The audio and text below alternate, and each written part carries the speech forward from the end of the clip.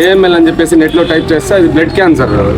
బ్లడ్కి మా దగ్గర ట్రీట్మెంట్ లేదు, 10 లక్షలు అడ్వాన్స్ కడితేనే తప్ప, లేదంటే చేర్చుకోమని చెప్పేసి చాలా మంది చెప్పినారు. నీ తండ్రి లెక్క నేను చూసుకొని నేను ఆ బాధలోని నేను పడినా బ్లడ్ క్యాన్సర్ వచ్చేసి ఫోన్ చేస్తే నాకు తెలియడం లేదు అంటే ఒకసారి ఏఎంఎల్ అని చెప్పేసి నెట్లో టైప్ చేస్తే అది బ్లడ్ క్యాన్సర్. ఇమీడియట్ గా నువ్వు ఉండొచ్చిన డిశ్చార్జ్ అయిపోయేసి నువ్వు ఇండియాకి వచ్చేసాయి అని చెప్పేసి నేను చెన్నైలోనే కదా ఉన్నాను, తీసుకుని వచ్చేసి పెట్టుకున్నా.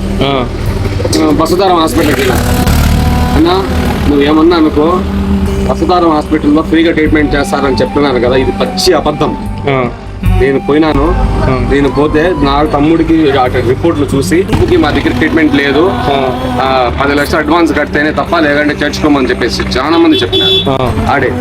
వాడిని ఆ నుంచి వచ్చేసి సిమ్స్ హాస్పిటల్లో చూసినావా, దేవుళ్ళు నా స్వామి వాళ్ళు.